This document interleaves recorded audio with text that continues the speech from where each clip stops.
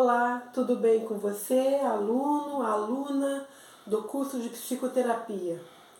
Mais uma vez nós estamos aqui e desta vez aqui nós estamos falando, a respeito dos estudos dentro do módulo de ética no atendimento e clínica da alma. Falamos a respeito de ética no atendimento e agora nós vamos falar sobre a clínica da alma dentro do contexto de luto, traumas e também sobre a síndrome do ninho vazio. Eu quero aqui chamar a sua atenção para a seguinte palavra. Nosso curso é um curso de duração de 1 ano, ou seja, de 12 meses, 12 módulos. E os assuntos são muito importantes. Cada módulo vem trazendo na sua essência um material muito rico de conhecimento, de estudos, de pesquisas realizadas no campo da psicoterapia, da psicologia, no campo de tudo que envolve as questões cognitivas, emocionais e mentais do ser humano. Então, o que eu quero dizer com isso? Nós gravamos as aulas num processo de 20 a 25 minutos. Quisera eu estar aqui falando para você dentro de um tempo um pouco maior. Porém, nós temos um tempo limitado na gravação das aulas. E eu quero dizer para você com essa palavra que você tem temas muito importantes, como hoje, por exemplo, nós vamos tratar acerca do luto, do trauma e também da síndrome do ninho vazio. Então eu gostaria de pedir a você a gentileza de estar fazendo pesquisas para o seu próprio conhecimento, para o seu enriquecimento intelectual, para uma amplitude maior do seu campo de entendimento acerca das questões que envolvem os aspectos emocionais dos seres humanos. Então faça pesquisa, estude, pegue os temas aqui abordados e procura se formar, não apenas se informar, mas se formar, ou seja, criar um conhecimento interior bastante exaustivo para que você se torne uma pessoa crítica no assunto, para que você se torne uma pessoa com conhecimento bastante amplo. Isso vai favorecer o seu trabalho como psicoterapeuta, está bem? Então vamos lá. Nós vamos falar hoje a respeito do luto. Eu quero começar falando do luto, que saber lidar com mudanças e fim de um ciclo é sempre muito complexo. Muitas pessoas associam o luto à morte, porém o sentimento da dor, da perda, pode se manifestar aqui de várias formas e fazer com que a pessoa entre em um estado de luto. O luto acontece também em termos de relacionamentos, quando saímos de um local de trabalho, quando mudamos de casa ou até mesmo de cidade. Apesar de cada situação ser vivenciada de maneira e intensidades diferentes, é importante entender quais são as fases do luto para conseguir superá-lo. Mas o que vem a ser o luto na realidade? O luto ele é o processo biológico de adaptação após o acontecimento de uma perda. É o período de recolhimento e de introspecção para assimilação dos sentimentos de saudade e aceitação da nova realidade que esse enlutado passa a ter. Pois bem, cada indivíduo reage de uma forma diferente. Depende da estrutura emocional e da vivência que ele possui. É essencial para quem está passando pela perda não repreender o sentimento e superar o luto. Agora, existem aqui alguns passos, para a superação dos sintomas, que pode ocasionar, por exemplo, se a pessoa não vivencia o luto, ela pode ter futuros sentimentos de culpa, de questionamentos, crises de choro repentinas, que vem se manifestar ao longo da vida. Então é importante que cada coisa aconteça no seu tempo certo. Existem pessoas que vivenciam o luto por muitos anos, porque ficam atreladas aos sentimentos daquilo que poderiam possivelmente ter feito e não fizeram. Daí surgem os questionamentos. Hoje em dia, existem 4 tipos de luto. Primeiro, a morte. Segundo, a separação da família. São vários tipos de luto. O luto mais comum que a gente vê, que é o primeiro, é a questão da morte. O segundo tipo de luto, que é um luto que também é um luto que mexe muito com o emocional e com o comportamento das pessoas, que é a separação da família. O terceiro luto é quando a pessoa trabalha há muitos anos em uma empresa e é pego de surpresa, de repente se vê diante de uma rescisão de contrato, ou então ela se aposenta. É como se o chão saísse de seus pés e ela ficasse pensando, e agora? O que eu vou fazer da minha vida? Esse também é um tipo de luto, é o terceiro tipo de luto.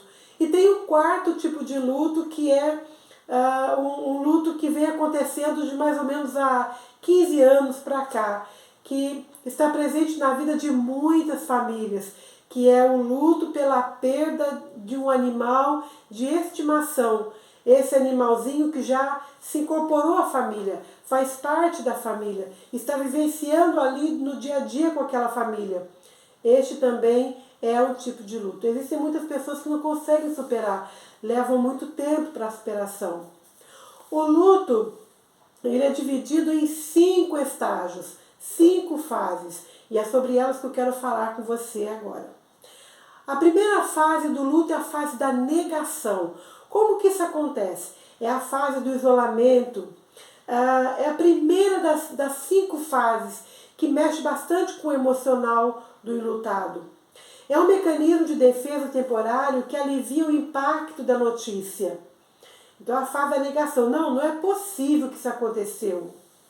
Não é possível. A pessoa fica naquela fase da negação.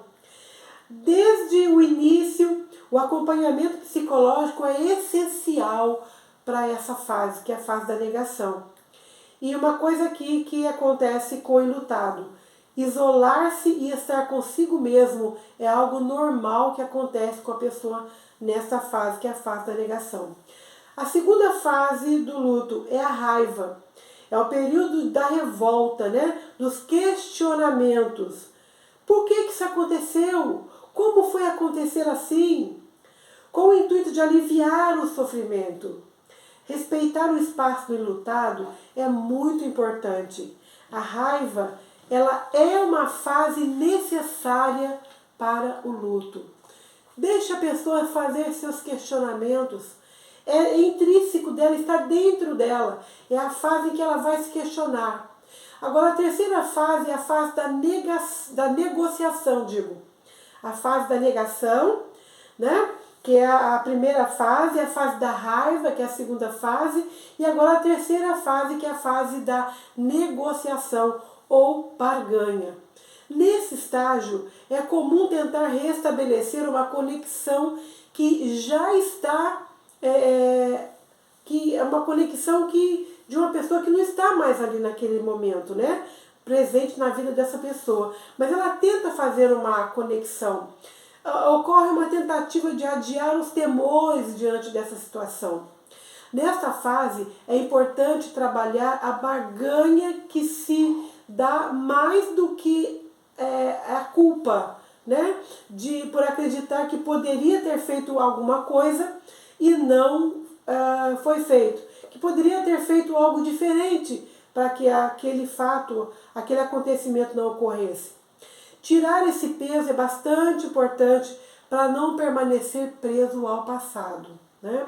Então essa fase da negociação é a fase que a pessoa ela tenta se culpar como uma forma de um mecanismo que ela usa de defesa para que ela tenha algo assim, uma situação de negociação consigo mesma.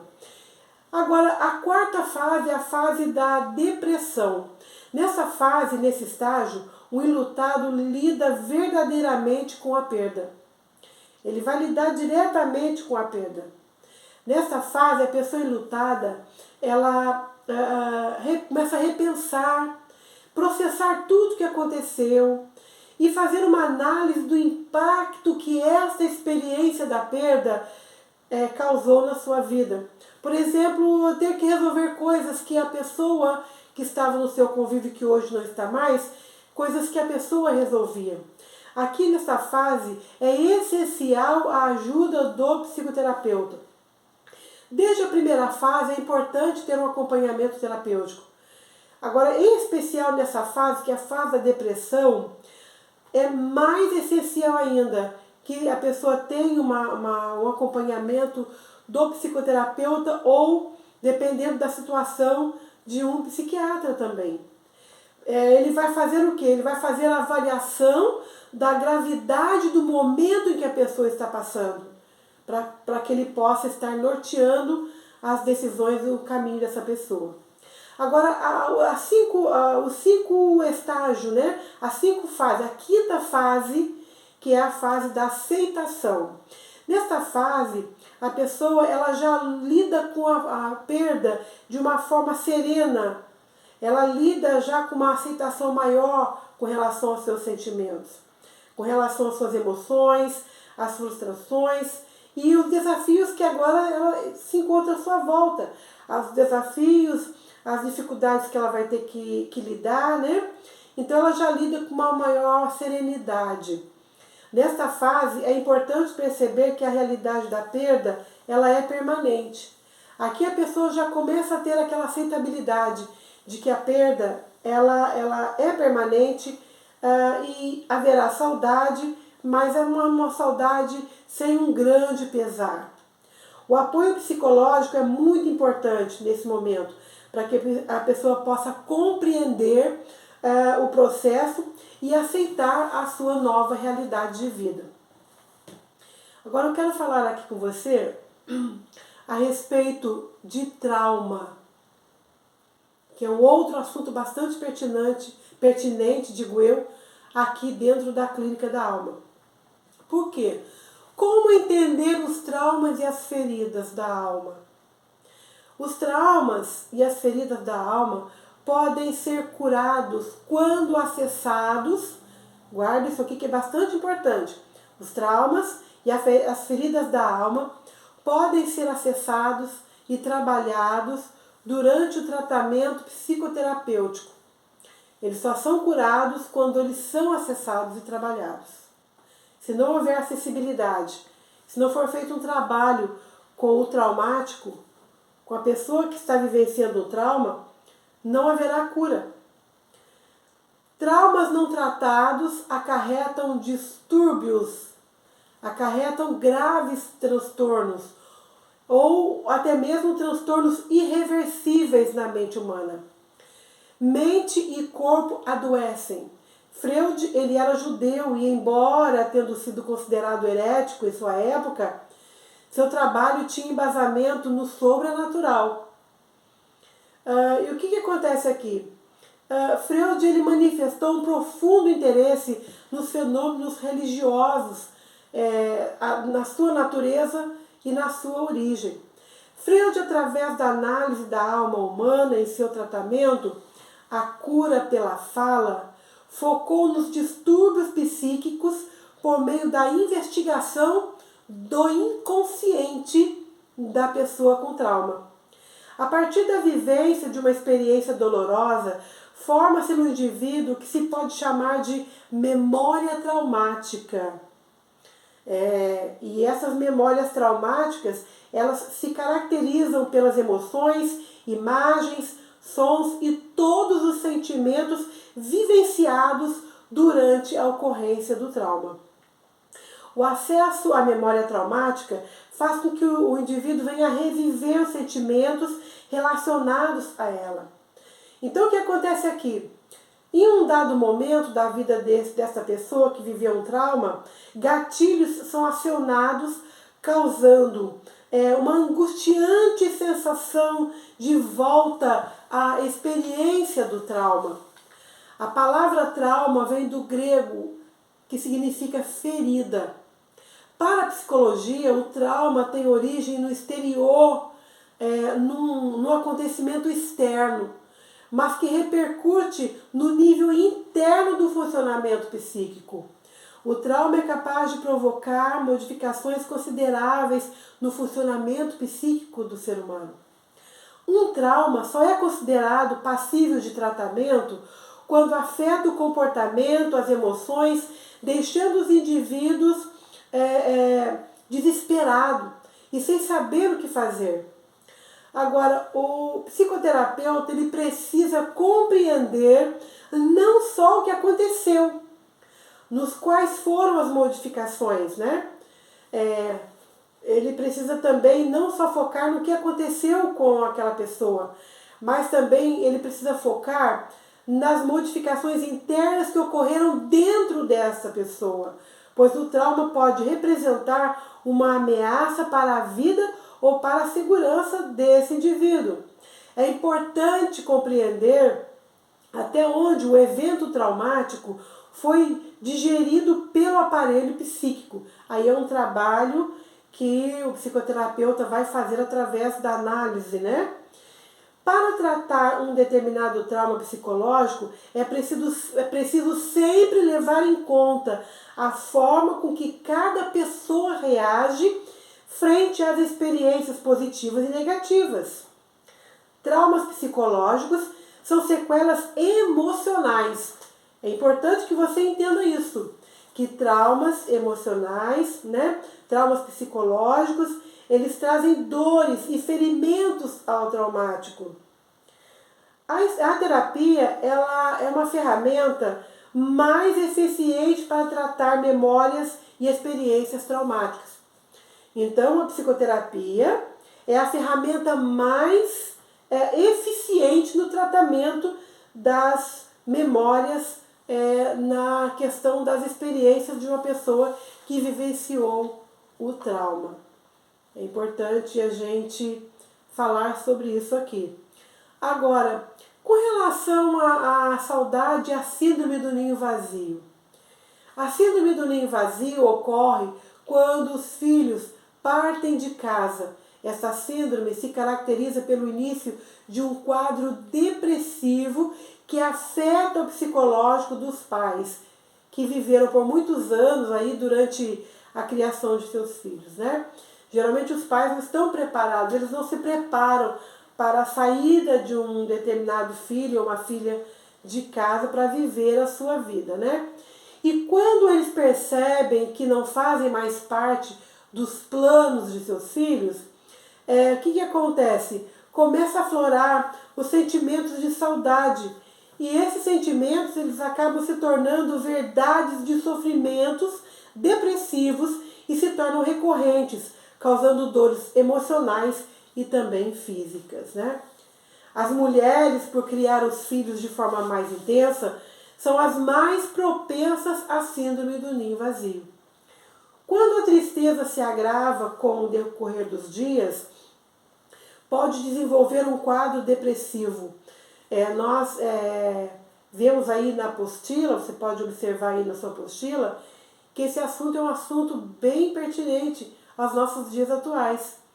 Porque muitas mulheres sofrem com a partida, né? Elas não estão preparadas para a partida dos seus filhos. E ocasionam na vida delas sintomas comuns como depressão. Muitas vezes não é só a depressão que atinge, mas a pessoa desenvolve vícios, por exemplo, vícios em jogos, vício do alcoolismo, né? Eu bebo para poder, como uma fuga, para não pensar que meu filho, minha filha foi embora de casa. Transtornos também de impulsividade, um cansaço excessivo, dores musculares extremas também podem aparecer no corpo dessa pessoa. A falta do preparo dos pais para a separação dos filhos é a causa direta desta síndrome, que é a síndrome do ninho vazio. Então, o que fazer nesse momento? É importante buscar ajuda terapêutica, trabalhar a conscientização dos filhos e buscar novas atividades cotidianas. Para muita gente, o ninho vazio é uma oportunidade de cuidar de si, dos seus projetos antigos e trazer experiências renovadas. Professor Esther, em que isso é importante? Você poderá lidar com isso lá no seu setting terapêutico. Você poderá lidar com isso no seu ambiente de terapia. Você poderá lidar com o paciente que vai se aproximar de você e vai exteriorizar, você vai detectar que ele está com alguns problemas de ordem emocionais durante o seu processo de investigação e análise, que de repente um filho foi embora. E aí ele não está sabendo como lidar com isso.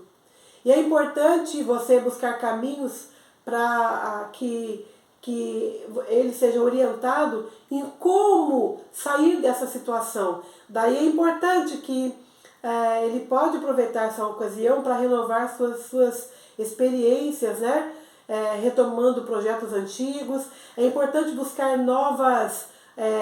novos interesses, reaquecer relacionamentos, aceitar o momento por meio do diálogo, da comunicação com os filhos. Sabe aquela questão da comunicação que aproxima, que traz para perto? Porque diz aquela famosa frase que para quem ama, longe é um lugar que não existe, né? Então, mesmo o filho estando distante, pode, através da comunicação, estar presente sempre na vida dos pais. Agora, desenvolver atividades prazerosas e procurar ajuda terapêutica a fim de organizar a vida interna e externa auxilia nos processos, né, nos passos a serem seguidos e nas decisões a serem tomadas por esses pais. Então, esses 3 assuntos são assuntos bastante importantes, eu espero que você tenha entendido e até a nossa próxima aula.